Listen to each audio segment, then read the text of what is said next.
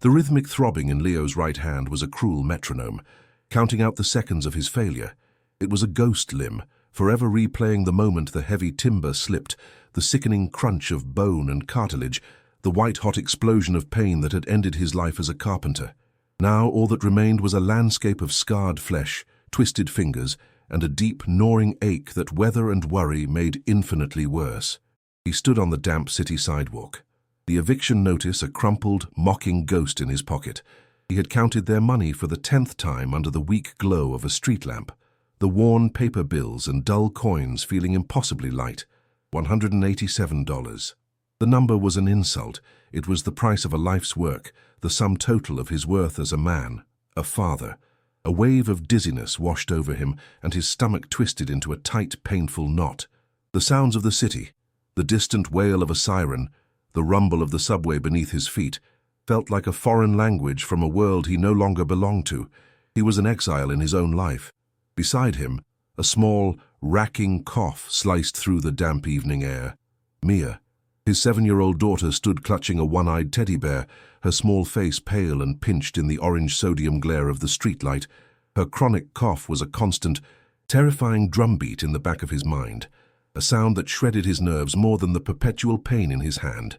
He saw the dark circles under her eyes, the way her thin shoulders trembled with each dry hack. He felt a surge of bitter self-loathing rise in his throat, hot and acidic. He was her protector, her provider, and he had failed so profoundly that their only home was now a cold patch of concrete. He had to hide the sheer terror that was clawing at his insides, forcing a weak-east brittle smile. He knelt, his bad knee protesting, and fussed with the collar of her thin coat. The fabric was worn, and the cold seeped right through it. He felt the cold seep right into his bones, a deep, internal chill that had nothing to do with the autumn air, and everything to do with the crushing weight of his own powerlessness.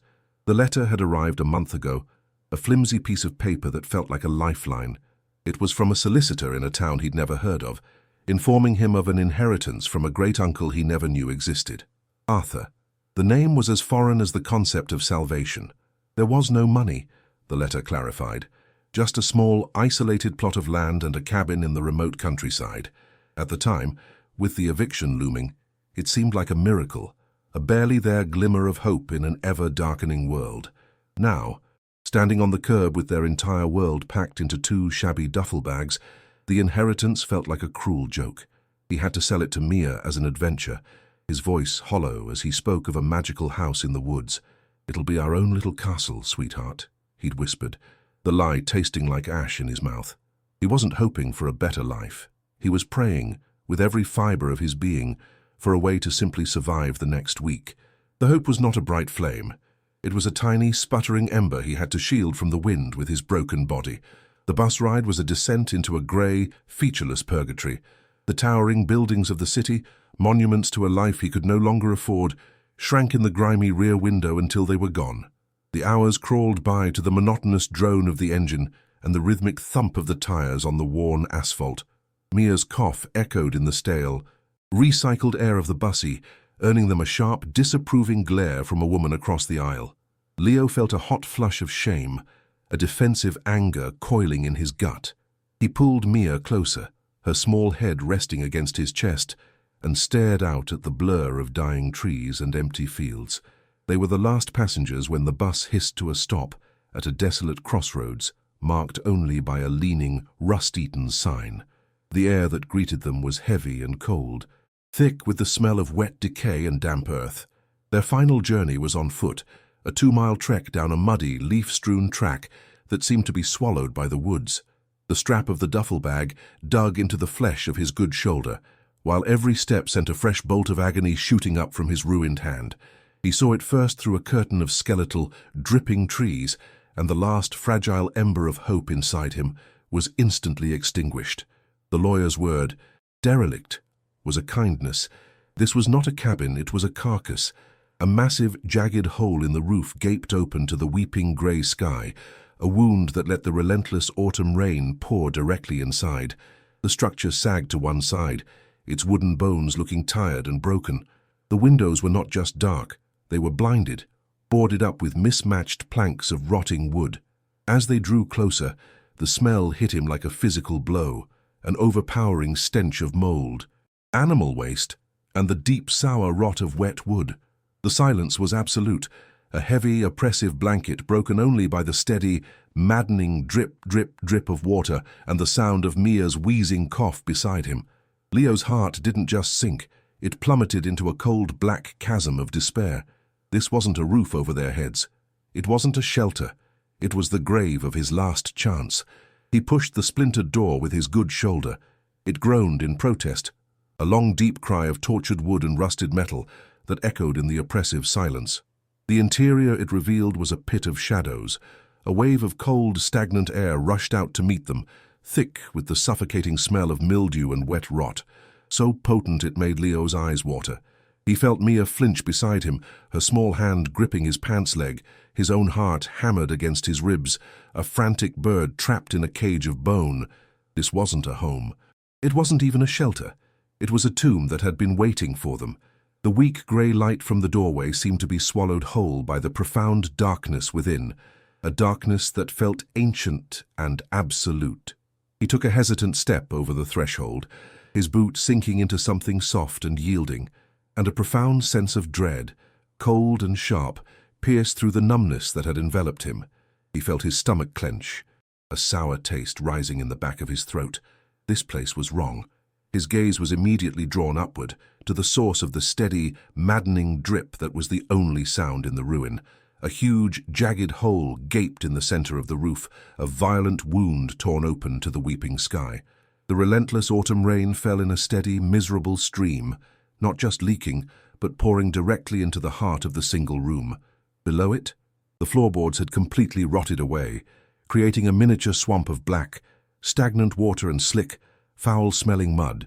The constant sound of the rain hitting the puddle was a form of auditory torture, a liquid metronome counting out the seconds of their horrifying new reality. A fine, cold mist hung in the air, clinging to every surface, coating the stained walls in a slimy sheen and seeping into their clothes, into their very bones. Mia let out a harsh, wet cough, a sound that seemed to explode in the damp, enclosed space, each hack a new indictment of his failure as a father and protector. For a long, terrifying moment, Leo couldn't move. He couldn't breathe.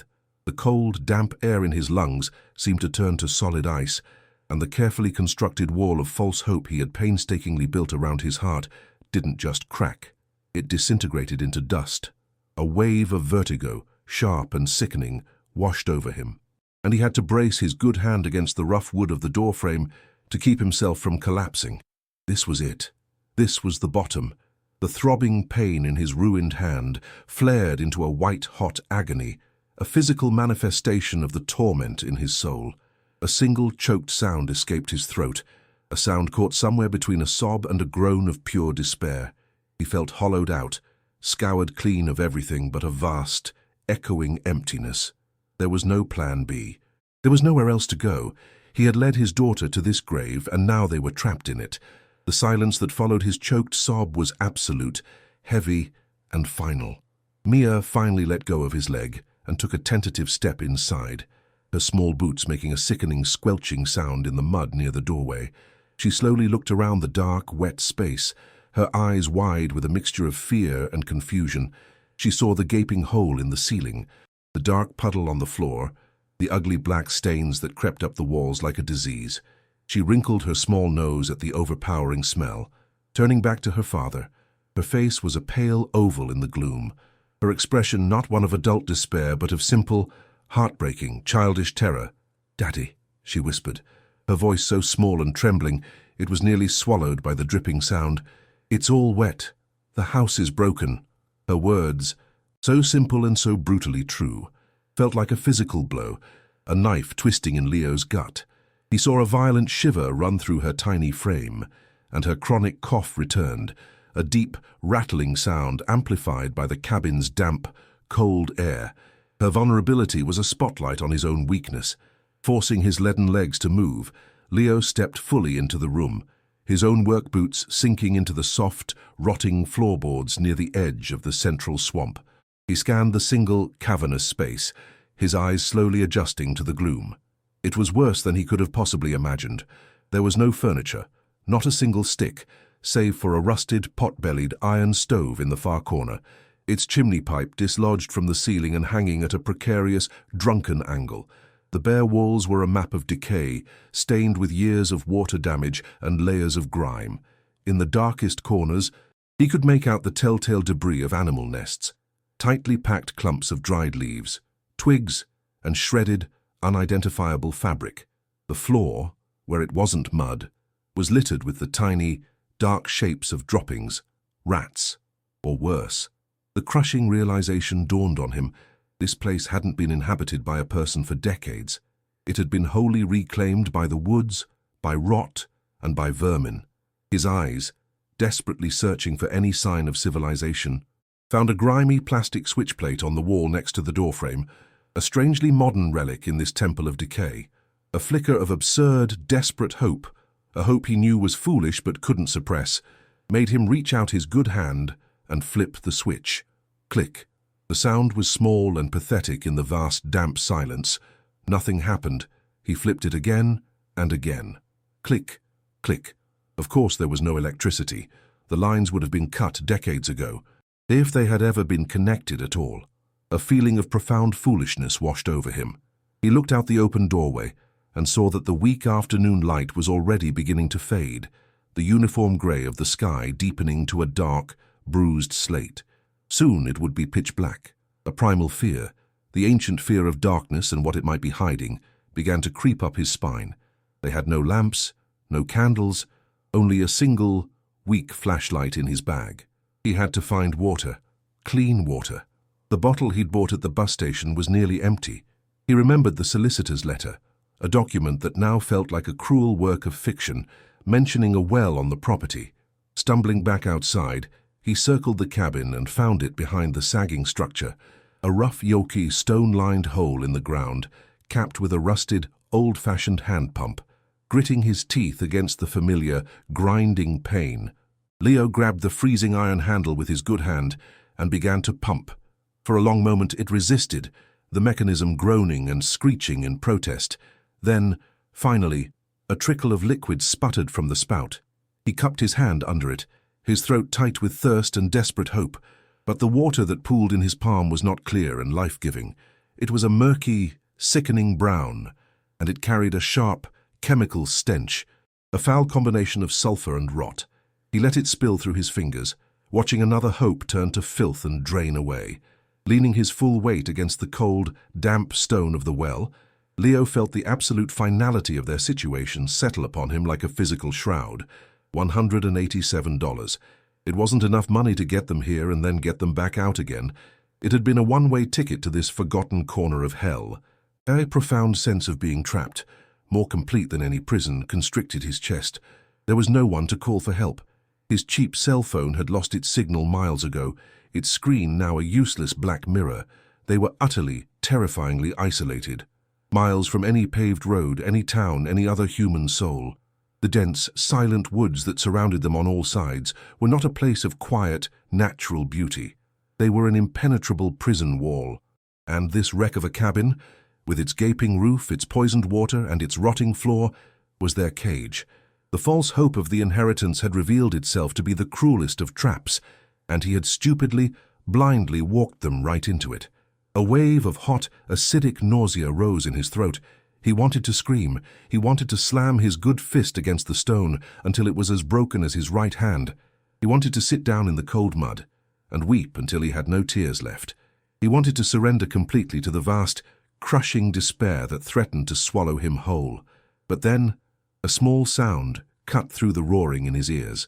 A cough, a soft, wheezing hack that was horribly familiar. Mia. He turned his head and saw her standing in the dark doorway of the cabin, a tiny, shivering silhouette against the deepening gloom. She was just looking at him, her face a pale, indistinct blur in the fading light, her entire world, her entire survival, resting on his broken shoulders. And in that instant, something shifted deep inside him. The self-pity, the despair. It didn't vanish, but it was shoved aside by something far fiercer, far more powerful, the primal, unthinking instinct of a father. He could not save himself, but he had to save her. He had to. With a deep, shuddering breath that felt like his first in an hour. He pushed himself off the well and walked back to the cabin. The resolve was a fragile, flickering candle in the hurricane of his fear, but it was there. He ushered Mia inside, guiding her away from the swampy, rain-soaked center of the room. In the driest corner he could find, he spread their single, pathetically thin blanket over a patch of relatively intact floorboards. He took out the meager contents of their bags, a few changes of clothes, the last of a loaf of bread, the nearly empty bottle of city water, and piled the empty duffel bags against the wall as a pitiful barrier against the drafts that snaked through the countless gaps in the planks. They sat huddled together on the blanket, wrapped in their coats, sharing the last pieces of bread in the encroaching, near-total darkness. The only light was the faint, ghostly grey rectangle of the open doorway. The long, cold night had just begun. The first morning in the cabin was a descent into a deeper circle of hell. The cold had seeped through their thin blanket and coats, settling deep into their bones. Leo awoke to the familiar, agonizing throb in his hand and the damp, cloying smell of wet rot, which was now the very air they breathed. Outside, the rain had momentarily eased, but the sky remained a uniform, oppressive grey. Mia was huddled against him, her breath a small, visible puff of white in the frigid air, her sleep punctuated by a dry, rattling cough that tore at his heart. Despair was a physical weight, pressing down on his chest, making each breath a conscious effort. He looked around the ruin at the puddle of black water, the stained walls, the boarded-up windows that denied them even the weakest morning light. He felt a profound sense of failure, so immense and complete that it was almost paralyzing. He had promised his daughter a castle, and he had brought her to a grave. The shame of it was a bitter, metallic taste on his tongue. After forcing down the last of their water and a few crumbs of stale bread, a grim determination took hold. He couldn't fix the hole in the roof, and he couldn't purify the poisoned well, but he could fight the encroaching dampness. He had to. His focus landed on the section of floorboards that bordered the central swamp of mud and decay. They were soft and spongy underfoot, clearly on the verge of collapsing. With a grunt of effort, he began prying up the worst of the rotten planks with a tire iron he'd had the foresight to keep from his old truck. The wood came away in mushy, splintered handfuls, smelling of deep earth and decay. It was grueling, miserable work. Splinters bit into his good hand, and the cold mud soaked through the knees of his jeans. With every rotten piece he removed, a fresh wave of hopelessness washed over him. He was just exposing more of the damp, cold earth beneath. He wasn't building a floor. He was digging a hole. The sheer futility of the task made his frustration coil in his gut, tight and hot. Mia, bored and cold, tried to make a game of their bleak surroundings.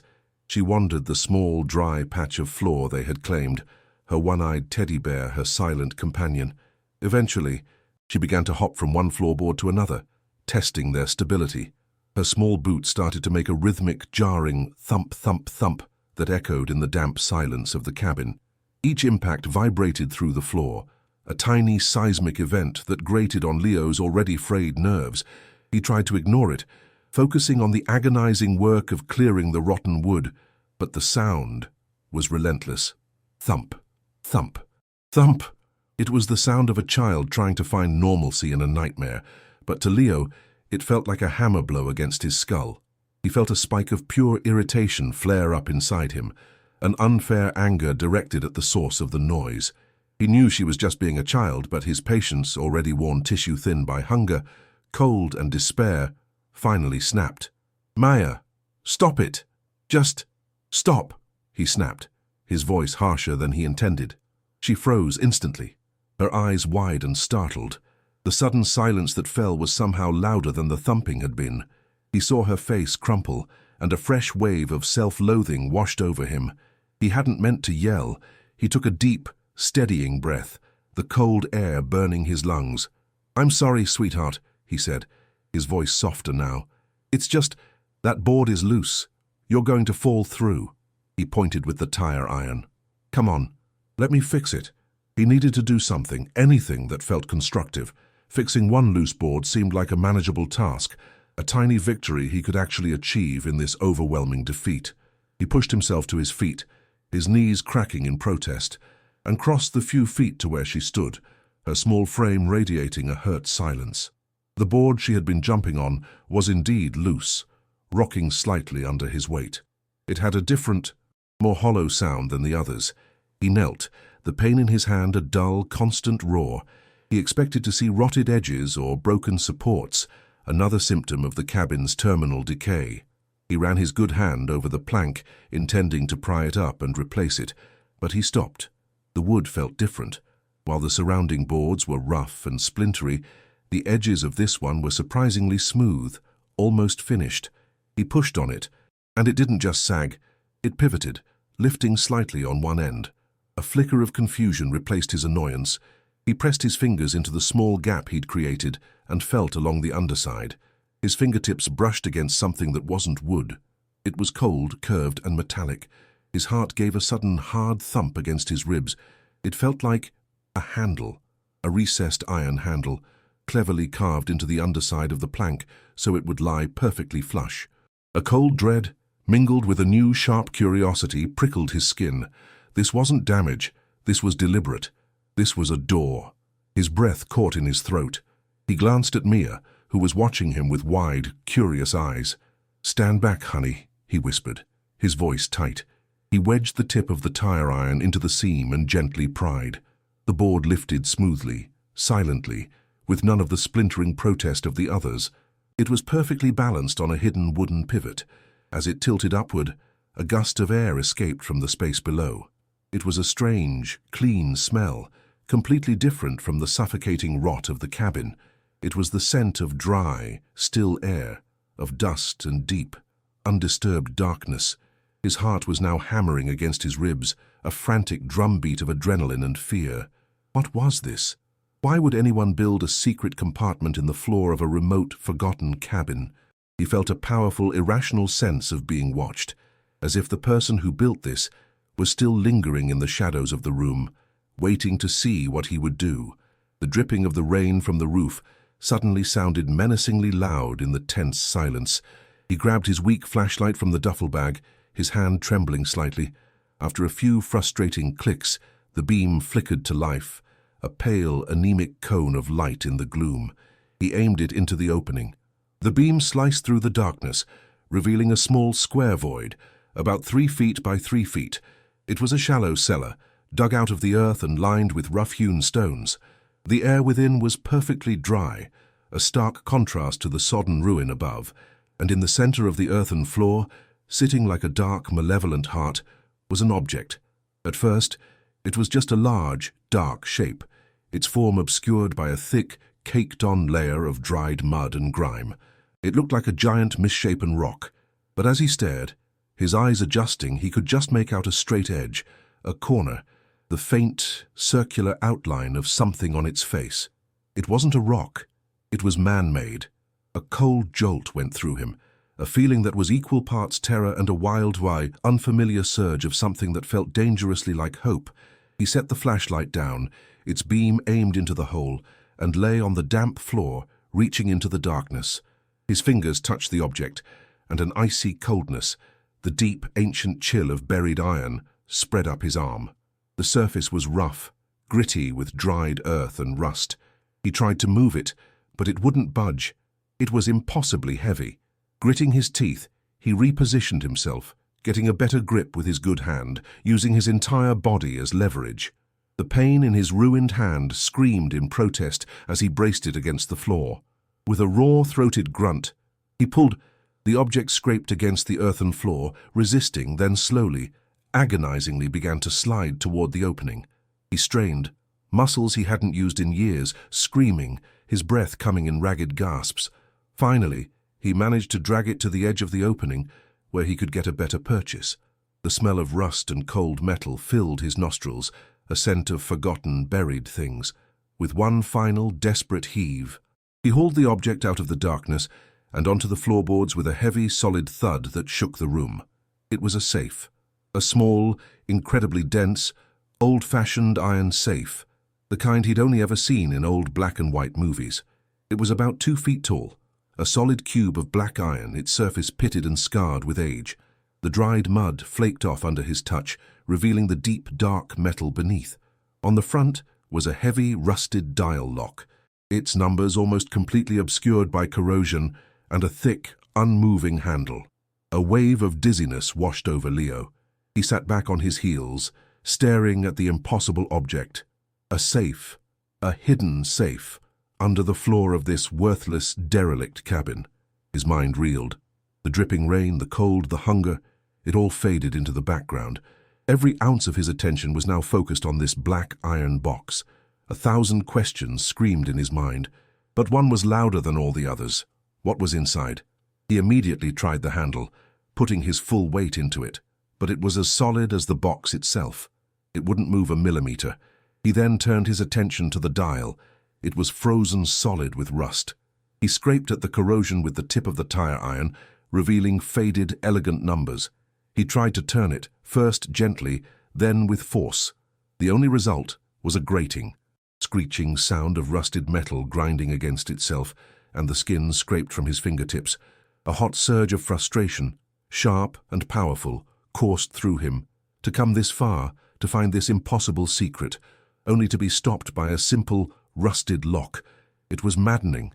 He felt a primal urge to smash it, to beat it open with his bare hands. The safe sat there, silent and inscrutable, mocking him with its hidden contents. He could feel Mia's presence behind him, a small silent witness to his mounting obsession. The world had shrunk to the space of this one room, and the mystery locked inside this iron box. Brute force was the only answer. Logic and patience had no place here. He looked around the cabin, his eyes scanning for a weapon, for anything heavy enough to make a dent in the solid iron. His gaze landed on the rusted, pot-bellied stove in the corner. Its chimney pipe was dislodged, but the stove itself was made of thick cast iron. One of its legs was broken, and a heavy L-shaped piece lay on the floor beside it. It was perfect. It was heavy, solid, and had a blunt edge. He picked it up. The weight felt good in his good hand, a solid tool for a desperate job. He took a position over the safe, his legs braced, his body humming with a strange, nervous energy. He felt like a different person. The despairing, broken man of that morning was gone, replaced by a single-minded hunter. The safe was his prey, and he would break it open no matter what it took. The pain in his ruined hand was a distant, unimportant hum. All that mattered was getting inside. He took a deep breath and swung. The piece of iron came down with a deafening clang that echoed through the cabin like a gunshot. The impact vibrated up his arm, a painful shockwave. Mia cried out in surprise and fear, and he paused, turning to her. "It's okay. Honey, it's okay. Daddy's just trying to open the box." His voice was strained, breathless. He turned back to the safe. A small, shiny dent now marred the rusted surface near the lock mechanism. It was working. A wild, almost manic grin stretched his lips. He could do this. He raised the iron bar again. Clang! Another blow, right next to the first. Clang! And another. He fell into a rhythm, a frantic, desperate cadence of pure destruction. The noise was apocalyptic, a storm of metal on metal that filled the small space, driving out all thought, all feeling, except for the burning need to get inside. Sweat poured down his face, mingling with the grime. His good arm ached, and his bad hand throbbed in sympathetic agony, but he didn't stop. The process seemed to stretch for an eternity. The weak daylight began to fade from the doorway, plunging the cabin into deeper gloom. Leo didn't notice. He was lost in the rhythm of the assault. His world narrowed to the point of impact on the iron box. The area around the lock was now a crater of dented, scarred metal. He was panting, his muscles burning, his body screaming for him to stop. But the thought of what might be inside drove him onward. He was no longer just a father trying to survive. He was a treasure hunter, a man possessed by a single, burning question. With every blow, he imagined what could be inside. Money, tools, something that could get them out of this hellhole. The hope was so potent it was terrifying. It was a drug, and he was addicted to the possibility. He aimed one more blow, putting every last ounce of his strength, his desperation, his rage into it. This time the sound was different. Not just a clang, but a sharp, resonant crack. The silence that followed was absolute, broken only by his own harsh, ragged breathing. He dropped the iron bar, which landed with a dull thud on the floorboards. He stared at the safe. A jagged fracture had appeared, running from the dented crater to the edge of the heavy door. The lock mechanism was visibly broken, hanging crookedly in its housing. His heart was pounding so hard he could feel it in his throat. His hands were shaking, not just from exhaustion, but from a tremor of pure, unadulterated anticipation. He knelt, his knees protesting, and wedged the tip of the tire iron into the new crack. He put his weight on it, and with a low, groaning screech of tortured metal, the heavy iron door began to move. It swung open, revealing the darkness within. A new smell wafted out, entirely different from the rest of the cabin. The scent of dry, old paper, of aged leather, and something else, something faint and dusty and clean. He reached for the flashlight again, his fingers fumbling with the switch. He shone the beam into the safe's interior. The light revealed not a jumble of random items, but neat, orderly stacks. The first thing he saw were bundles of paper, tied with string. They were thick, creamy-colored documents, covered in elegant script and official-looking stamps. They looked old, important. He lifted one bundle out. The paper was brittle, and the words, "Bearer Bond," were printed across the top.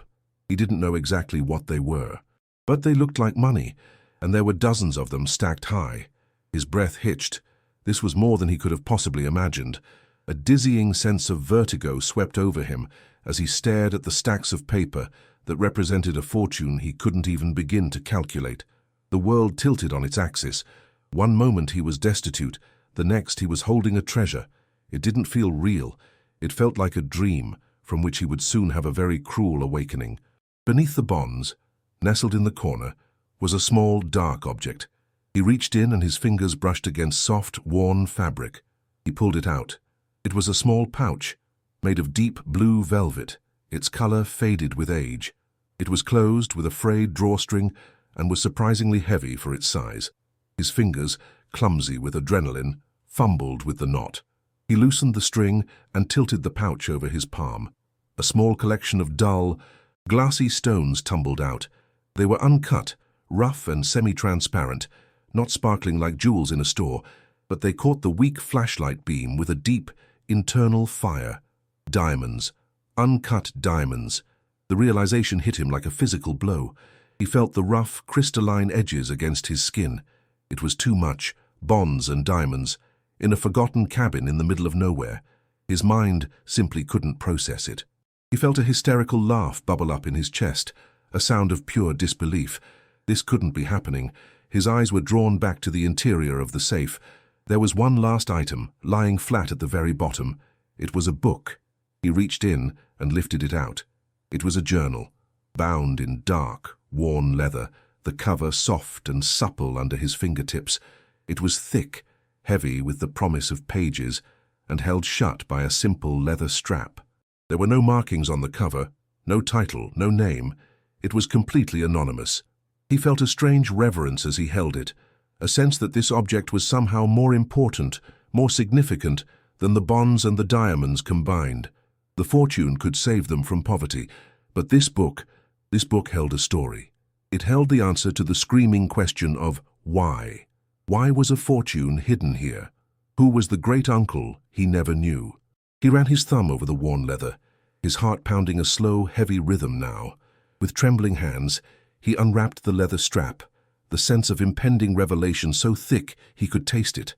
He opened the journal to a random page in the middle. The paper was yellowed and fragile, and the page was filled from margin to margin with dense, spidery handwriting. The ink faded from black to a rusty brown. The words were small and tight, as if the writer were trying to cram a secret into the smallest possible space. Leo couldn't make out much in the gloom, but he could see dates from the 1970s, chemical formulas, and hand-drawn maps of the surrounding area, with certain plots of land circled in red. A chill, entirely unrelated to the cabin's cold, snaked its way down his spine. This wasn't just a diary, it was a record, a ledger of secrets. The wealth in the safe was the bait, but he knew, with a certainty that settled deep in his bones, that this journal was the true treasure, and it was a treasure that felt infinitely more dangerous than a box of diamonds. He closed the book, holding it tightly in his good hand. The mystery of the cabin had just begun. With Mia finally asleep, her small chest rising and falling in a fragile rhythm, Leo sat on the cold floor, the open journal resting on his knees. The weak beam of the flashlight was his only confidant in the oppressive darkness, a single point of light in a world that had shrunk to the space of this one room. The only other sound was the steady, maddening drip of rain into the puddle, a liquid clock counting down to a dawn he now dreaded. He ran his good hand over the worn leather cover, the material soft as old skin. A strange, electric feeling coursed through him, a mixture of profound fear and an irresistible pull toward the truth. He felt the weight of a life, of a story that had been buried for nearly 50 years, resting in his hands. The air felt heavy, charged with the energy of a long-held secret about to be broken. His heart pounded a slow, heavy beat, a drum signaling the start of a terrible ceremony. He carefully turned to the first page, the brittle paper crinkling under his touch, smelling of dust and time. The first few entries were mundane, the observations of a man new to a remote place. The handwriting was neat, confident. Arthur, his great-uncle, was a geologist. He wrote of rock formations, soil composition, and the unique clarity of the valley's water. But then the tone began to change. The entries grew shorter, more agitated. The handwriting tightened, becoming a spidery scrawl that pressed hard into the page. Leo read a passage dated April 1974. "They are not listening. The levels are wrong. Something is leaching into the groundwater. It's subtle, but it's there. I showed my findings to the foreman at Titan Minerals, and he just smiled. A cold, flat smile that didn't reach his eyes. A knot of unease tightened in Leo's stomach. He could feel Arthur's frustration, his dawning suspicion, bleeding through the faded ink. He felt a sudden, sharp empathy for this man he'd never met. A man of science trying to sound an alarm that no one wanted to hear. The silence of the cabin felt different now, filled with the ghosts of ignored warnings. He kept reading, his eyes flying across the pages, the flashlight beam trembling slightly in his hand. The story unfolded, a slow, sickening spiral into corporate evil. Arthur had been hired by Titan Minerals, run by a charismatic and ruthless man named Caldwell, to survey the valley for potential expansion. But Arthur's tests kept revealing trace amounts of industrial toxins, specifically arsenic compounds, downstream from the company's preliminary operations. He documented how local farm animals began to sicken and die. Then, the people, a mystery illness, swept through the valley, a plague of racking coughs, debilitating weakness, and wasting sickness. Leo felt a jolt of ice-cold recognition. A cough, like Mia's. He looked over at his daughter's sleeping form, and a new kind of terror, personal and sharp, pierced his heart. This wasn't just a story about the past. It was a poison that was still seeping into the present, a ghost that could still kill. The journal made the motive brutally clear. Caldwell Sr. wanted the land, the entire valley, but the local farmers, whose families had worked the soil for generations, refused to sell. So he decided to make their land worthless, to make their lives unlivable. The poisoning was deliberate, a slow, cruel, calculated act of chemical warfare waged against his own neighbors. Arthur had confronted Caldwell with irrefutable proof, a dossier of water samples, veterinary reports, and doctor's notes. He thought he could appeal to the man's conscience. He was wrong. The journal entry describing their final meeting was barely legible, the words practically carved into the paper. He didn't deny it. He laughed. He said the land had a destiny, and the farmers were just standing in the way of progress. He called it a necessary cleansing. He looked at me, and I saw a void. There is nothing human in that man's eyes. God help us all. A wave of pure, hot fury washed over Leo, so intense it made him dizzy. The next entry explained the safe. After the confrontation, Caldwell realized Arthur was not a man who could be intimidated. So he tried to buy him. The bearer bonds and uncut diamonds were delivered to the cabin in the dead of night. It was a king's ransom, a fortune meant to purchase Arthur's silence and complicity. "The devil's payment sits in an iron box beneath my floor," Arthur wrote, his words dripping with self-loathing. "He thinks he has bought my soul. He thinks this gold and glass can scrub the blood from his hands, can silence the sound of the children coughing in the night. He has mistaken me for a man like himself." Leo stared at the stacks of bonds beside him, at the small velvet pouch. They weren't a treasure, they were blood money, the price of a valley's worth of lives. The weight of the journal in his hands felt immense, a sacred text of guilt and witness. He felt the cold seep from the floorboards into his very soul. This cabin wasn't a shelter, it was a confessional, consumed by guilt. Arthur made a decision. He would take the bribe, but not to enrich himself. He would use it to escape and to fund a legal battle that would destroy Caldwell and Titan Minerals. He spent weeks meticulously cross-referencing his data, creating a second copy of his evidence, and making a plan to deliver it all to the federal authorities. The last few pages of the journal were a frantic countdown. 3 more days. I have an appointment in the city, a prosecutor who specializes in corporate fraud. I have to make it. I feel their eyes on me. Every shadow looks like a man. Every car that passes on the distant road feels like a threat, but they will not stop me. This truth must see the light. The final entry was a single, chilling sentence, dated the day before his appointment. Silas knows. If something happens, tell Silas. And then, nothing. The rest of the book was empty pages. Leo knew, with a certainty that made his blood run cold, what had happened. The sudden heart attack mentioned in the solicitor's letter was a lie. Arthur hadn't died. He had been silenced. Just as he closed the journal, a sound from outside sliced through the night. It was a low, powerful hum, an expensive sound that didn't belong in this desolate wilderness. It grew steadily louder, the distinct, throaty rumble of a luxury vehicle navigating the muddy track. Leo froze, every muscle in his body tensing. His blood turned to ice in his veins. Car now, in the middle of the night. Panic, cold and absolute, seized him. He looked at the journal, the bonds, the diamonds spread out on the floor, a tableau of motive. It felt like he had been caught red-handed at the scene of a crime. The sound of the engine cut out, followed by the solid, definitive thump of a car door shutting. Then, silence. But it was a new kind of silence, heavy with presence and menace. Someone was out there, in the darkness, standing just beyond the tree line, his heart hammered against his ribs, a wild bird trying to escape its cage. A primal survival instinct took over. He moved with a speed he didn't know he possessed. With frantic, clumsy movements, he shoved the journal, the velvet pouch of diamonds, and the stacks of bonds back into the dark mouth of the iron safe.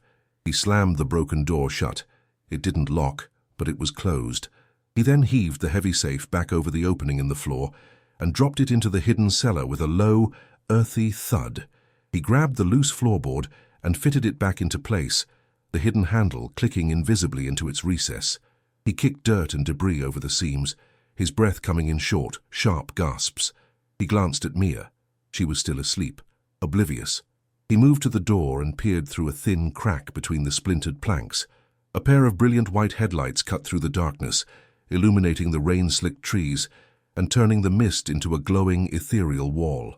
He could see the silhouette of a man, tall and broad-shouldered, walking toward the cabin. The footsteps were slow, deliberate, confident.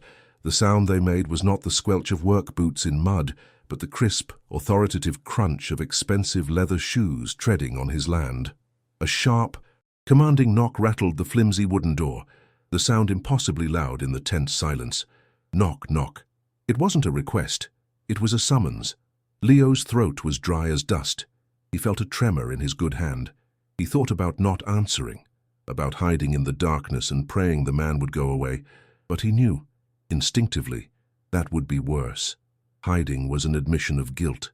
He took a deep, shuddering breath, trying to force a mask of weary ignorance onto his face. He pulled the door open just a crack, squinting into the glare of the headlights. The man standing on his doorstep was a specter of wealth and power, a creature from another universe. He was tall, silver-haired, and wore an impeccably tailored dark suit that seemed to repel the dampness of the night. The man smiled, a flash of perfectly white teeth in the gloom. It was a politician's smile, wide and practiced and utterly devoid of warmth. The air around him smelled faintly of expensive cologne and leather, a scent so out of place it was nauseating.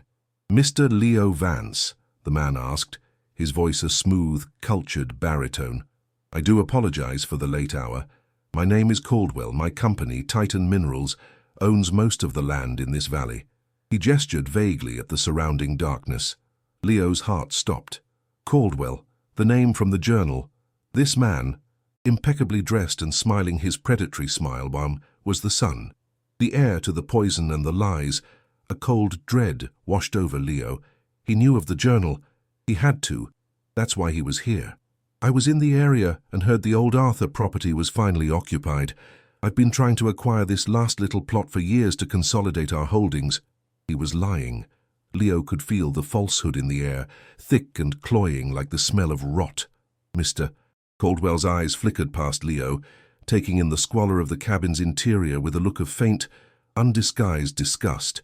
He saw the hole in the roof, the mud on the floor, the pathetic blanket in the corner.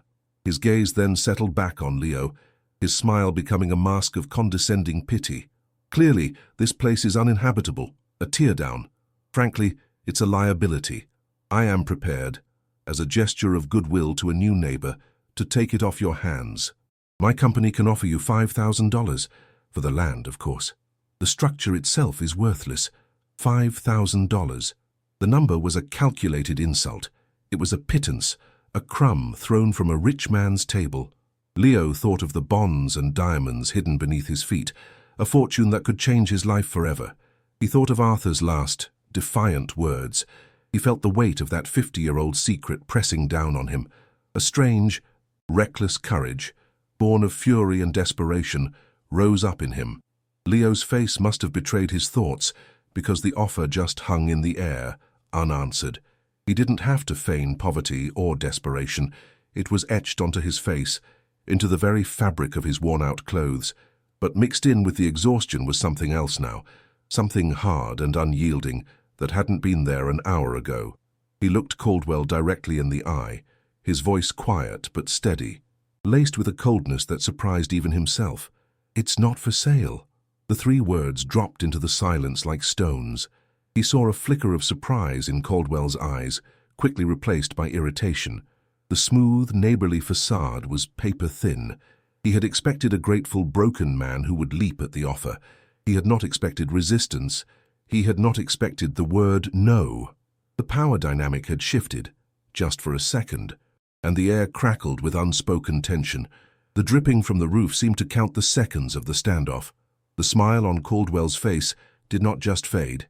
It vanished, as if a mask had been dropped. His features hardened, the pleasant baritone of his voice taking on a sharp, metallic edge. His eyes, cold and gray as river stones, flicked from Leo's face to the dark interior of the cabin. Just then, from the corner, Mia stirred in her sleep and let out a small, wet cough. Caldwell's gaze snapped to the sound, his eyes narrowing. He held his stare on the corner where Mia lay hidden in the darkness for a long, chilling moment. When he finally looked back at Leo, the pretense of civility was completely gone. The void that Arthur had written about was there, staring back at him. He took a small step back, his polished shoe making a soft sound in the mud. He straightened his suit jacket, a gesture of dismissal, of a decision being made. The night air suddenly felt 10 degrees colder. A shiver that had nothing to do with the dampness traced a path of ice down Leo's spine. "A man has to know his limitations, Mr. Vance," Caldwell said, his voice now a low, menacing purr. He gave a pointed, significant glance back toward the dark interior of the cabin, toward the sound of Mia's coughing. "This is a harsh place. Unforgiving. Accidents happen all the time out here. Rotting floorboards, fires. It would be a tragedy if more bad luck were to befall this property."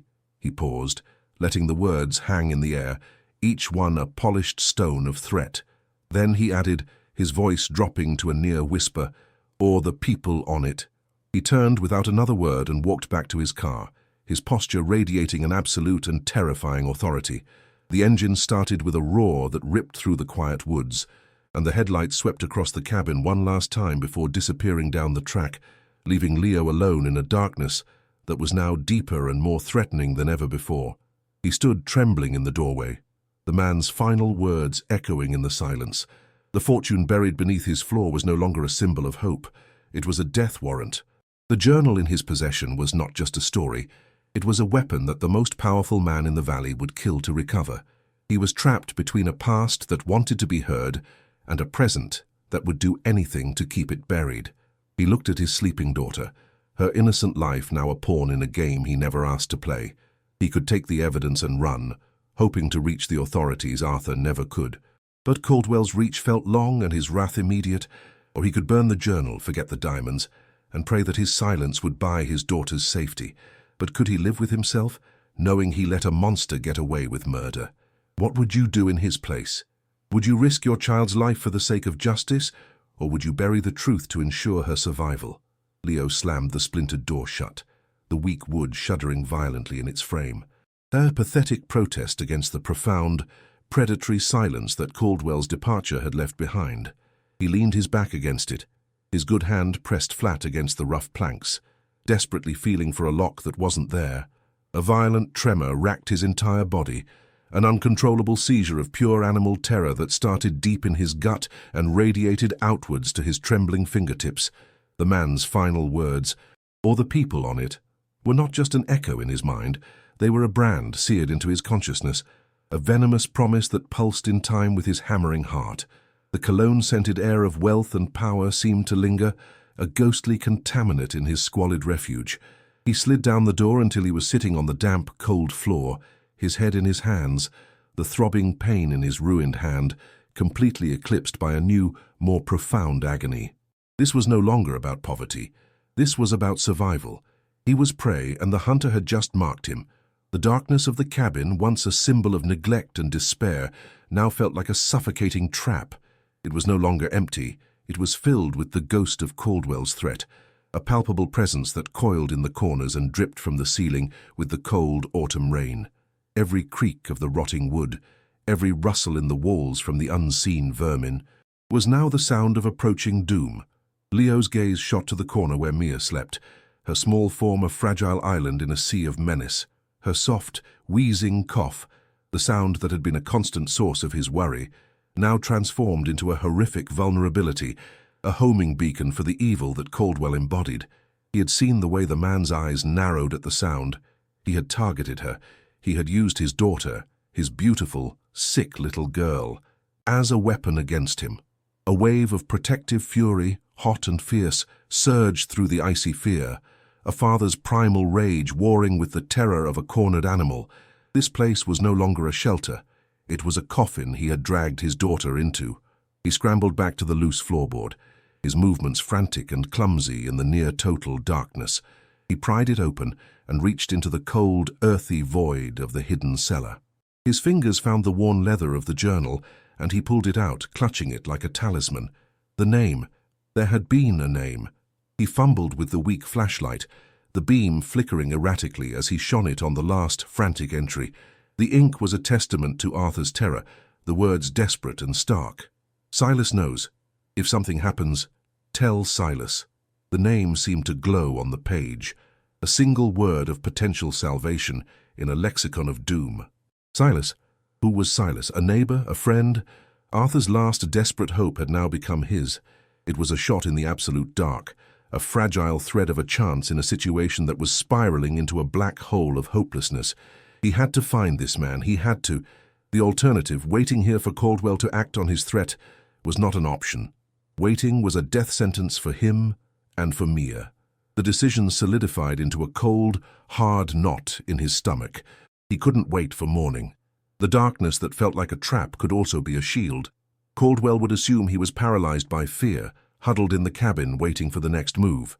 He wouldn't expect him to act immediately, to venture out into the unfamiliar, hostile woods in the dead of night. He had to use that assumption. He looked at the crude, hand-drawn maps in the journal, his finger tracing the lines under the flickering flashlight beam. Arthur had marked the surrounding plots of land, labeling them with family names. Most were crossed out, marked Sold, Titan.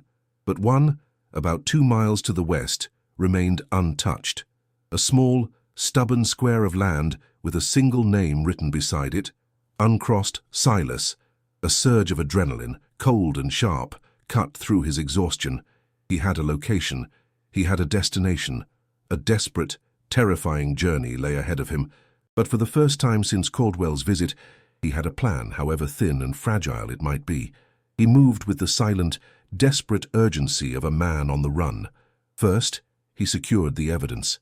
He stuffed the priceless bearer bonds and the heavy velvet pouch of diamonds deep into the bottom of his duffel bag, piling their few spare clothes on top. The journal, however, felt different.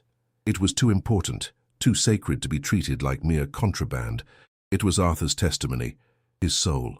Leo carefully wrapped it in a spare plastic bag to protect it from the dampness and tucked it inside his own jacket, pressing it against his chest.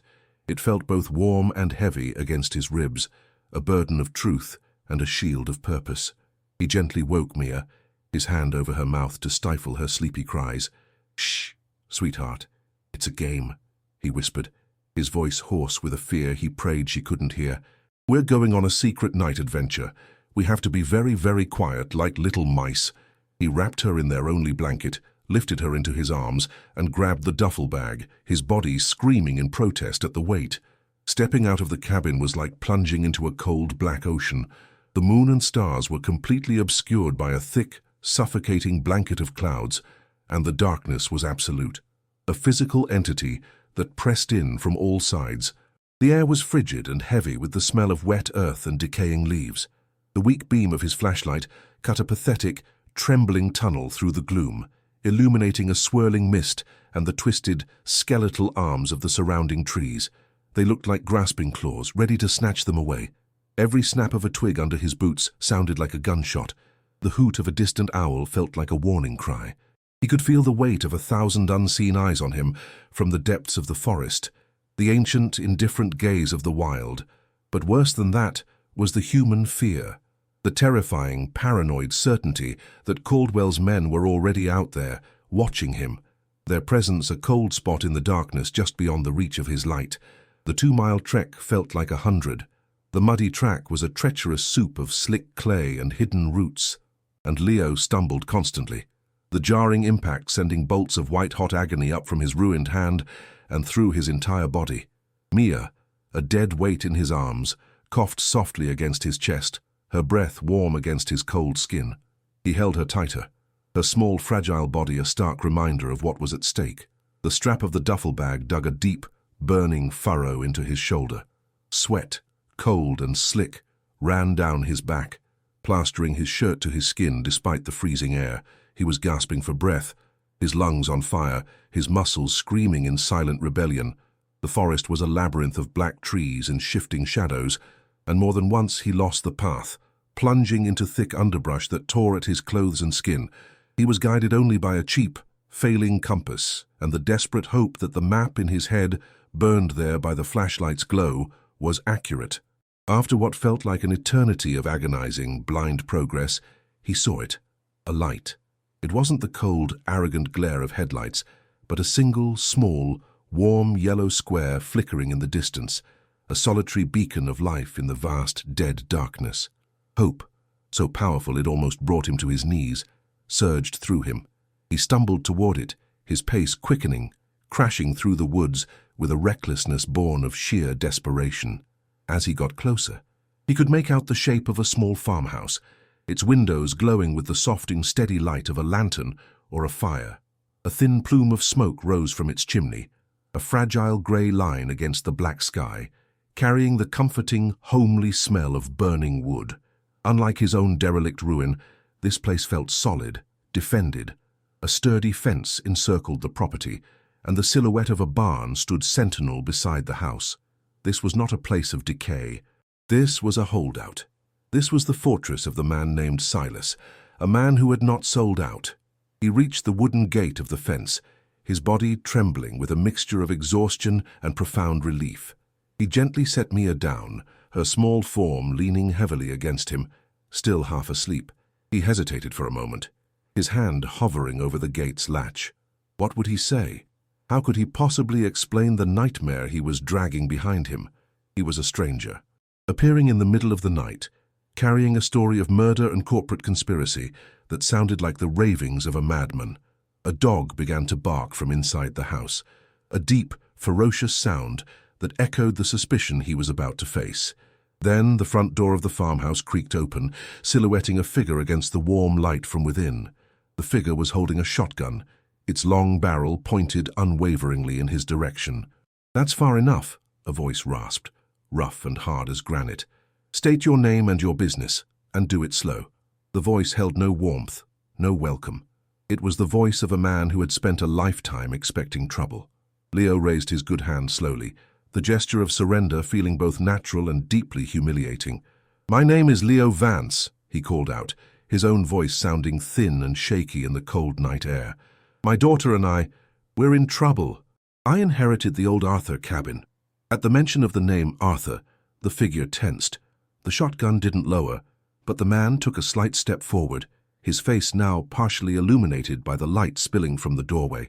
He was old, maybe in his late 70s, with a face that looked like it had been carved from weathered oak, a deep roadmap of lines etched by sun, wind, and worry.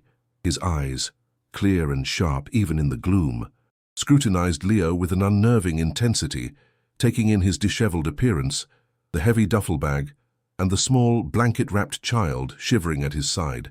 The silence stretched, thick and heavy, broken only by the low growl of the unseen dog and Mia's soft wheezing cough. The old man's gaze sharpened at the sound of the cough, a flicker of something unreadable, pain, recognition in his eyes. "Arthur," the old man repeated, the name a low rumble in his chest. He lowered the shotgun just an inch, but it was enough. "Bring the girl and get inside now." The command was gruff, but it was an invitation. Leo fumbled with the gate latch, his numb fingers barely able to work the mechanism. He half-carried, half-dragged the exhausted Mia across the muddy yard and into the house. The interior was a shock to the system. After the pervasive damp and rot of the cabin, the warmth from a large, crackling fireplace was a physical blow, a wave of comfort so intense it was almost painful. The single main room was simple, rustic and immaculately clean. It smelled of wood smoke, brewing coffee and old books. Silas gestured with the shotgun toward a worn armchair near the fire. "Sit. The girl, too." He watched, his face an impassive mask, as Leo settled Mia into the chair, wrapping the blanket tighter around her. Her coughing eased almost immediately in the warm, dry air. Silas placed the shotgun on a rack by the door and turned, his piercing eyes locking onto Leo's. "Now you tell me why Arthur's ghost has come knocking on my door in the middle of the night." Leo's story tumbled out, a torrent of words fueled by adrenaline and terror. He spoke of the accident, the eviction, the false hope of the inheritance, and the crushing reality of the ruined cabin. His voice cracked as he described finding the hidden safe, the brute force it took to open it, and the impossible treasure within. He pulled the journal from his jacket, the plastic wrapping crinkling loudly in the quiet room. He held it out, an offering. Silas didn't take it. His eyes were fixed on Leo's face, his expression unreadable, listening with a stillness that was more unnerving than any interruption. But when Leo described the journal's contents, the poisoned water, the sick animals, the dying farmers, the mystery illness, he saw a profound change come over the old man's face. The hard, stoic mask crumbled, revealing a deep, ancient well of pain beneath. A muscle twitched in his jaw, and his eyes, when he finally met Leo's, were glistening with a raw, unshed grief that was 50 years old. He knew this story not as history, but as a wound that had never healed. "My sister," Silas said, his voice a choked whisper, so quiet Leo had to lean forward to hear him. "Her name was Eleanor. She was 22. She had a cough just like your little girl's. At first we thought it was just a cold that wouldn't go away." He stared into the fire, his eyes seeing not the dancing flames, but a ghost from half a century ago. "Then she got weaker. She couldn't keep food down. The doctors in the town were useless. They called it valley fever, a mysterious ailment. They gave her tonics and told her to get more rest." He let out a harsh, bitter laugh that was more like a sob. "Rest? She wasted away in her bed, right in this house. Her hair fell out. Her skin turned a pale, waxy yellow. Towards the end, she was so thin I could see the shape of her bones through her skin. She died coughing up blood right here in my arms. She was one of the first, but she was not the last. They killed her. Caldwell's father killed her, as sure as if he'd put a gun to her head. We knew it was the water, but we couldn't prove it." The raw, unfiltered agony in Silas's voice filled the small room, a tangible force of grief and rage that had been festering for decades. He finally reached out and took the journal from Leo's hand, his gnarled, calloused fingers tracing the worn leather cover with a strange reverence. "Arthur was a good man," he said, his voice regaining some of its strength, now hardened by the steel of memory. He wasn't like the other company men. He was quiet, watchful. He had honest eyes. He started asking questions, taking his own samples from the creeks, late at night when he thought no one was watching. He knew something was wrong long before the rest of us were willing to admit it. Silas opened the journal, his eyes scanning the faded ink of his friend's handwriting. He didn't seem to be reading the words so much as communing with them, recognizing the shape of a truth he had lived and suffered through. The silence in the room was now one of shared knowledge, of a terrible secret finally brought from the darkness of the cabin into the light of the fire. The weight of the past was no longer Leo's alone. "He came to see me," Silas continued, his gaze still fixed on the journal's pages. "About a week before he died, he was terrified, not for himself, but for what he knew. He looked like a hunted animal. He sat right there, where you're sitting, and he told me everything.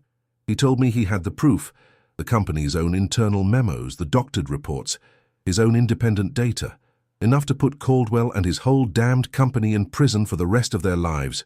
Silas looked up from the journal, his eyes boring into Leo's, trying to convey the weight of Arthur's desperate conviction. He had an appointment with a federal prosecutor. He was going to leave in 2 days. He made me promise that if anything happened to him, if he didn't make it, I would find a way to tell someone what he'd found. He was certain they were watching him. He knew they wouldn't let him leave this valley with that evidence.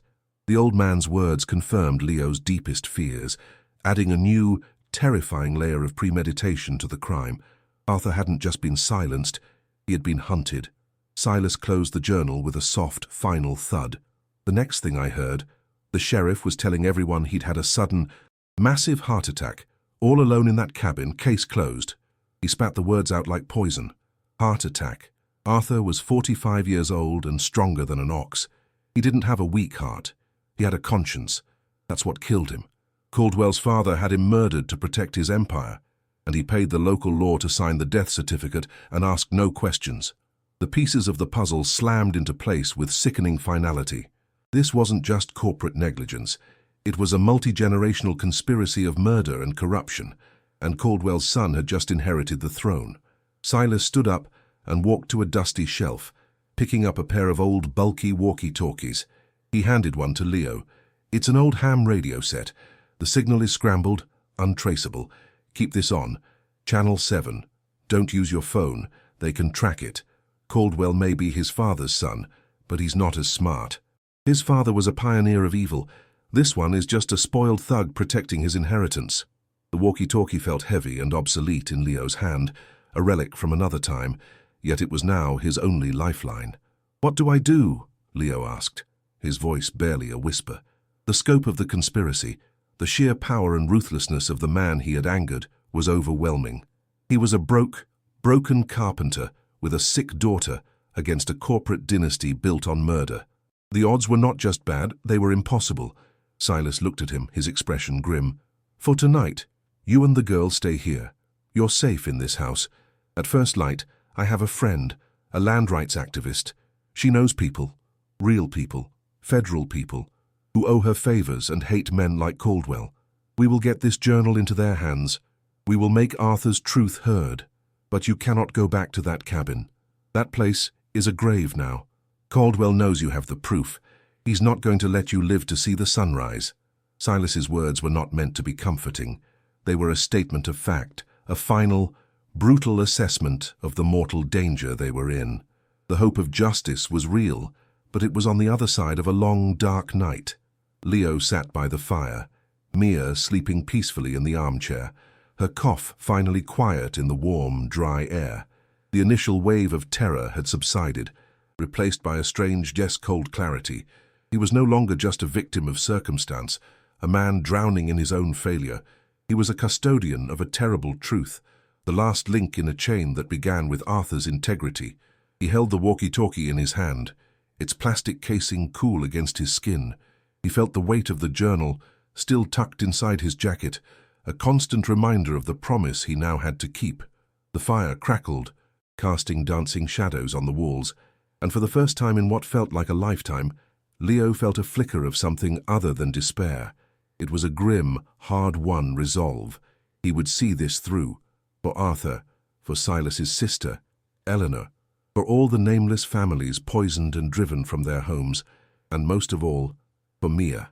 He would not let her future be another casualty of Titan Minerals' greed. The fight was no longer just for survival, it was for redemption. Hours passed. The farmhouse was silent except for the crackling fire and the low moan of the wind outside. Leo did not sleep.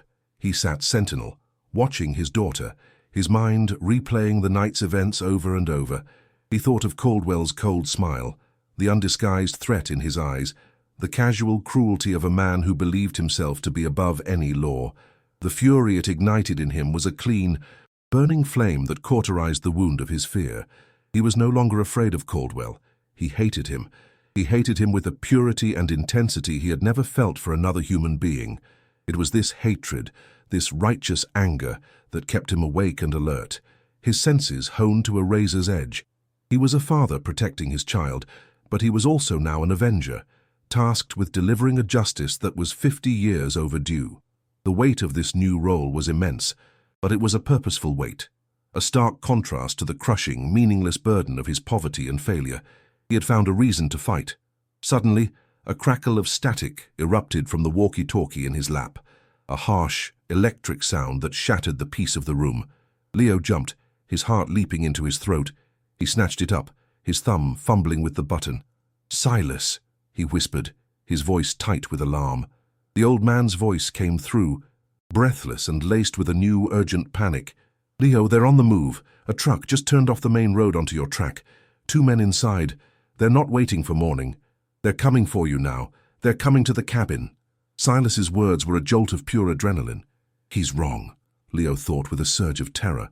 We're not at the cabin. We're here. We're safe. But then a horrifying realization dawned on him. Caldwell didn't know he had left. He thought he was still there, cowering in the dark. The men weren't coming to talk. They weren't coming to threaten him again. The time for threats was over. They were coming to erase the problem, to wipe the cabin, and anyone inside it, off the face of the earth. He looked at the duffel bag sitting by the door.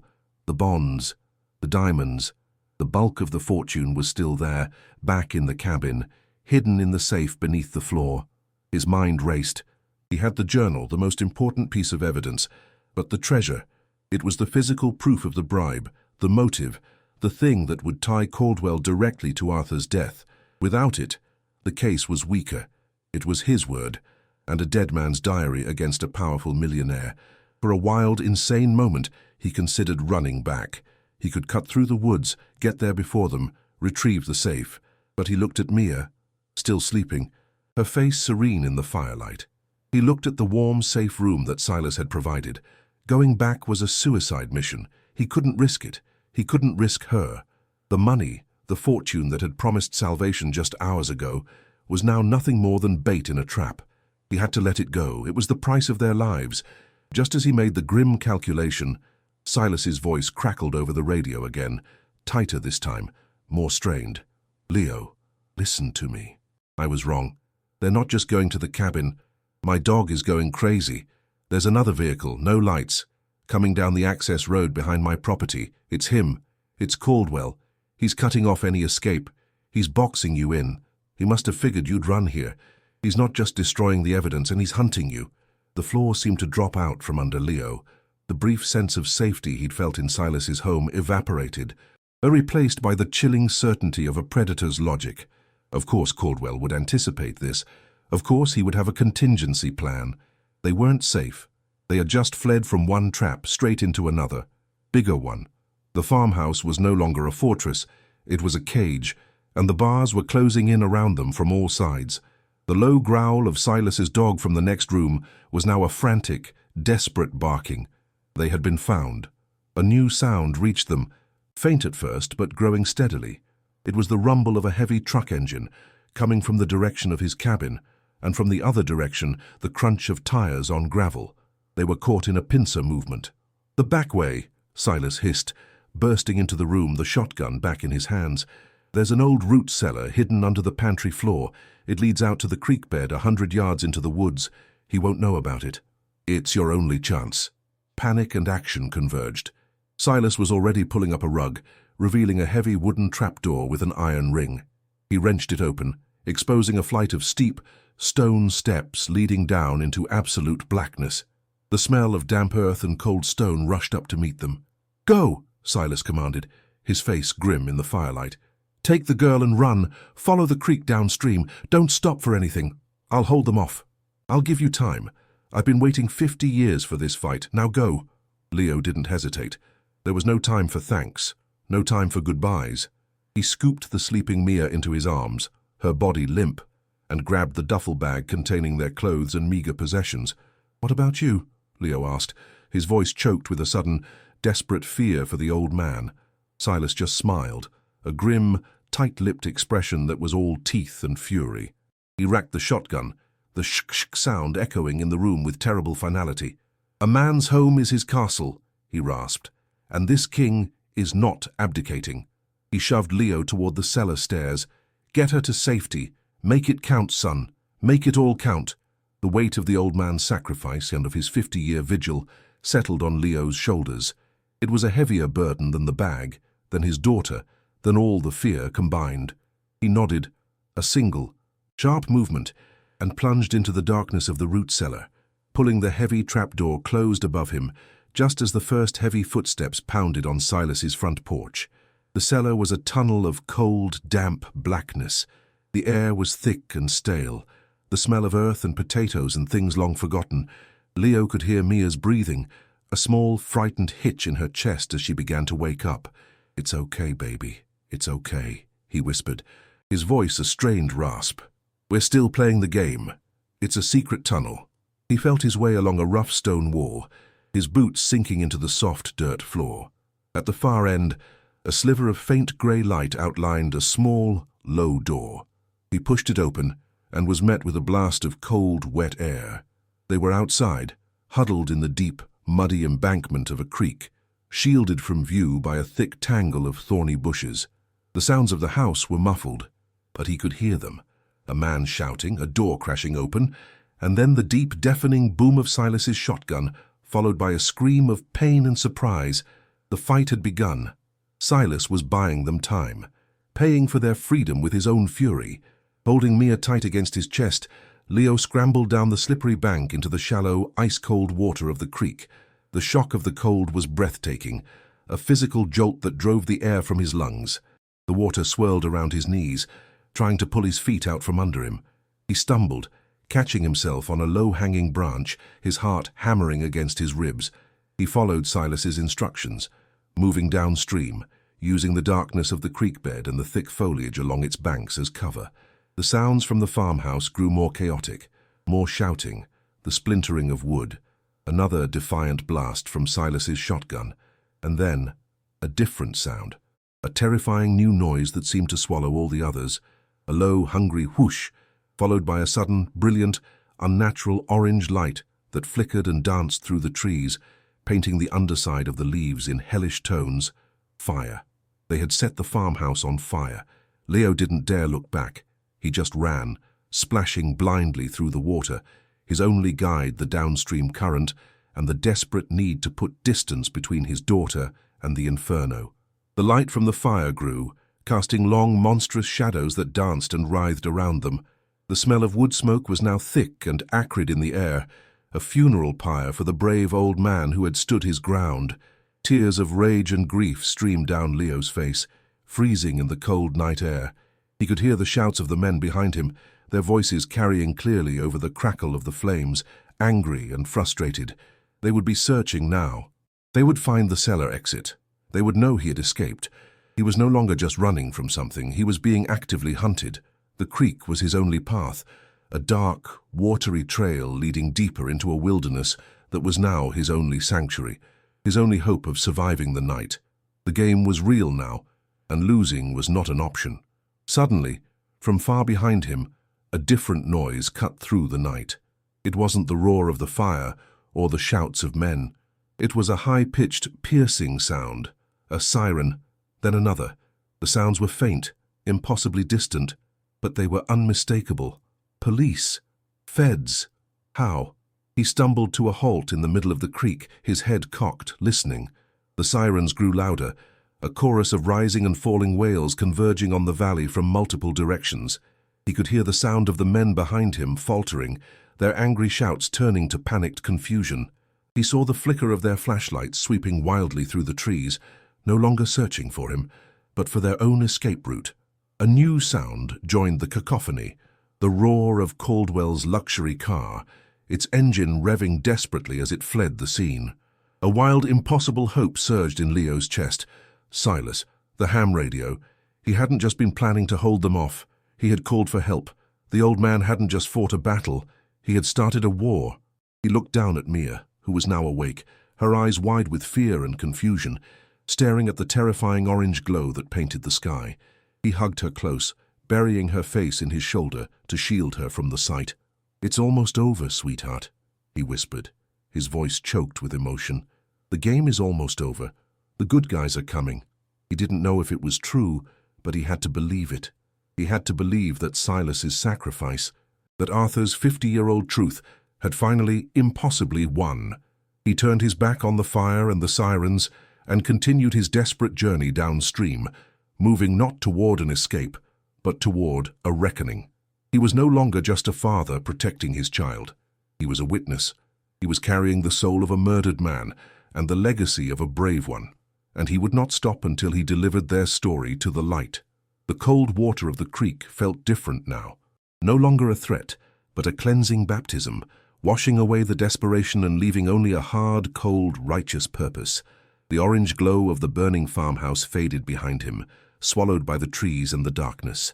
The roar of the flames was replaced by the steady, gurgling sound of the creek and the frantic pounding of his own heart. He was numb with cold, his body a single, massive ache from his ruined hand to his frozen feet. But he kept moving, driven by a force that was no longer his own. He was a vessel, a messenger carrying a truth so heavy it threatened to drown him, yet so vital it kept him afloat. He thought of Silas, a solitary old man making a final, heroic stand in his burning home, a warrior king defending his tiny kingdom to the last. He thought of Arthur, a man of science and conscience, murdered for daring to speak a truth that a powerful man wanted to keep buried. The weight of their stories, their sacrifices, propelled him forward through the icy water, one painful, staggering step at a time. He was their legacy, he was their justice, and he would not fail them. The long, dark night was finally starting to bleed into the pale, grey promise of dawn. He stumbles out of the creek bed as the first weak, grey light of dawn filters through the canopy. He is a ghost of a man, caked in mud, shivering uncontrollably, his clothes torn and soaked. The wail of the sirens is deafening now, and the forest ahead is alive with flashing red and blue lights that slice through the morning mist. He sees them, dark-suited figures with FBI emblazoned in yellow on their jackets, moving with disciplined urgency. He lifts the journal, a clumsy, desperate gesture with a hand he can no longer feel. An agent, a woman with a calm, steady face, spots him and approaches, her hand resting cautiously on her sidearm. He tries to speak, but only a hoarse croak emerges. He sees the fire's distant glow reflected in her eyes and knows, with a gut-wrenching certainty, that the night of terror is finally over. The world swims before his eyes, a dizzying vortex of exhaustion and relief. He sinks to his knees in the wet leaves, the heavy weight of the truth finally delivered to its destination. The fight is over. Now comes the reckoning. Silas, the ham radio. "Elena Vargas," Leo rasped, the words tumbling out in a broken, frantic stream as the federal agent knelt beside him. He pushed the plastic-wrapped journal into her hands. "It's all in there. Arthur, Caldwell, the water, my daughter." At the mention of the activist's name, the agent's expression shifted from professional caution to sharp, focused intensity. She took the journal not as evidence, but as a confirmation. She immediately spoke into her shoulder radio, her voice crisp and authoritative, relaying the names, her words cutting through the chaos. She handled the worn leather book with a sudden reverence, understanding she held a 50-year-old confession, the ghost of a murdered man finally given a voice. She looked at Leo, then at the small, shivering form of Mia he was still clutching, and a deep, human empathy broke through her professional demeanor. "We've been looking for this," she said, her voice soft but firm. "For a long time. You did the right thing, Mr. Vance. It's over now. You're safe. Wrapped in a thick wool blanket in the back of a warm ambulance, the metallic taste of shock still on his tongue, Leo watched the final act of the drama unfold. Caldwell's sleek black car had been run off the road, its front end crumpled against an ancient oak tree. 2 agents were pulling him from the driver's seat. The impeccable suit was now torn and smeared with mud, a fitting baptism into the filth he had created. The mask of untouchable power was gone, shattered completely. In its place was the raw, snarling face of a cornered animal, his features contorted in a mask of pure, impotent fury. As they snapped the cold steel of the handcuffs around his wrists, his eyes, those cold, dead eyes that had promised Leo's death, scanned the chaotic scene and found him. For a single, frozen moment, their gazes locked. Leo felt no joy, no triumph. He felt only the profound, hollow finality of a great evil being brought, at long last, into the unforgiving light of day. It was the quiet, heavy click of a coffin lid closing forever on a dynasty of poison and lies. As the adrenaline began to fade, a new, agonizing fear gripped Leo. Silas. Had his sacrifice been in vain? He was pulled from his dark thoughts by another agent, a kind-faced older man. "Your friend is a fighter," the agent said, his voice filled with a gruff respect. "We found him. He's alive." The words were a physical blow, a wave of relief so powerful it knocked the air from Leo's lungs and brought hot, stinging tears to his eyes. He had severe burns and a few broken bones from the roof collapsing, but he was conscious. He refused to be moved until he saw our badges. Kept saying he'd been waiting for the cavalry for 50 years. The agent shook his head in disbelief. "They're airlifting him to the best burn unit in the state. He's a hero, Mr. Vance. He saved your lives. And he just brought down an empire." Leo buried his face in his hands, a ragged sob shaking his entire frame. The brave, stubborn old man had not just fought his battle. He had won the war. His stand was not an end, but the beginning of justice. The months that followed were a blur of secure hotels, depositions, and the relentless glare of the media. The story exploded onto the national stage, a horrifying saga of multi-generational corporate malfeasance. "The Valley of Whispering Death," one headline screamed. Arthur's journal was the key, a Rosetta Stone of corruption that unlocked everything. Federal investigators, armed with its truths, tore through Titan Minerals. 50 years of doctored reports and buried secrets. The true death toll from the mystery illness was found to be in the hundreds. Cold cases were reopened. Bodies were exhumed from forgotten graveyards, their bones carrying the silent testimony of arsenic. Leo, the unlikely catalyst, became a figure of intense public fascination, the broke carpenter who had unearthed a corporate tomb. He gave his testimony time and again, his voice steady, fueled by the memory of Caldwell's threat and Silas's courage. Each word he spoke was a nail in the coffin of the Caldwell legacy, a fulfillment of the promise he'd made in the dark. The fortune from the safe, the bearer bonds, and the velvet pouch of uncut diamonds was initially logged as evidence in a federal vault. Leo had almost forgotten about it, the money seeming like a sordid footnote to the larger story of murder and justice. But Arthur's words, his final, defiant entries about using the devil's payment against its source, resonated with a crusading federal prosecutor. In a legal move that made headlines, the U.S. Attorney's Office argued that the assets were not the proceeds of a crime, but the intended war chest of a whistleblower. Citing Arthur's clear intent, a judge made a landmark ruling.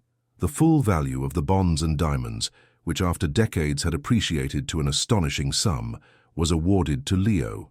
This, combined with the largest whistleblower reward in the department's history from the crippling fines levied against the now-defunct Titan Minerals, made him, almost overnight, a multimillionaire. The number, read to him by a lawyer over the phone, was so vast it felt like a clerical error, a sum from a different reality. 1 year later, the Automare was no longer thick with the smell of rot, but was crisp and clean, carrying the scent of pine and damp, healthy earth. Leo stood on a gentle slope, not looking at a derelict cabin, but at a beautiful modern home of cedar and glass that seemed to have grown organically from the landscape. He had bought 100 acres of the reclaimed valley, right next to Silas's property. He had not just rebuilt the old man's farmhouse, he had built him a fortress, a comfortable, accessible home where he could live out his days in peace. Next to him, Silas leaned on a polished oak cane Leo had carved for him. The old man's face was scarred from the fire, but his eyes held a new light, a peaceful fire that had replaced the banked rage of decades. They stood in silence, two survivors, looking out over the valley that was now a federally protected nature preserve, a living monument to the many souls it had once claimed. The land was finally healing, and so were its last two guardians, breathing in the clean, untainted air of their hard-won victory. The greatest transformation was not in the landscape or the bank accounts, but in the sound that now filled the clean country air. Laughter, Mia's laughter, clear and bright and completely unhindered by the rasping cough that had been the soundtrack to their misery. She was running through a meadow of wildflowers below the house, her hair flying behind her, a blur of joyful energy. Access to the nation's best pediatric pulmonologists had worked wonders, but the real cure had been the clean air, the nutritious food, the absolute absence of fear. She was a different child, her cheeks rosy, her eyes bright with the simple, uncomplicated joy of being a 7-year-old. Leo watched her, and a feeling of profound, overwhelming peace settled in his chest. This was the real treasure, not the numbers in a bank account, but this sound, this sight. The chronic throbbing pain in his ruined hand was still there, a faint ghostly echo, but it was no longer a tormentor. It was just a quiet reminder of how far they had come, a scar from a war that was finally, truly over. In place of the dark, rotting cabin stood a bright, spacious workshop, smelling of sawdust and lemon oil. Sunlight streamed through huge windows, illuminating state-of-the-art woodworking tools, all neatly arranged. Leo was no longer a carpenter out of necessity, but out of passion. In his hands, he held a small, intricate songbird, carved from a single piece of maple. His right hand, painstakingly reconstructed by the best surgeons in the country, moved with a newfound deliberate grace. The twisted scar tissue was still there, but the function, the purpose, had been restored. The door slid open, and Mia, vibrant and glowing with health, entered. She carried a tall, cool glass of water. "I'm thirsty, Daddy," she said, her voice clear as a bell. He put down his carving tools, took the glass, and drank deeply. The water was cold, pure and clean, drawn from a new, deep well on his own land. It was the taste of life, of safety, of a future he had never dared to imagine. It was the taste of redemption, simple and absolute. He watched his daughter run back out into the sunlit field, her healthy laughter the only sound that mattered. The ghosts of the past had been laid to rest, their stories told, their justice served. The weight he had carried for so long had finally lifted, replaced by a quiet, profound sense of peace.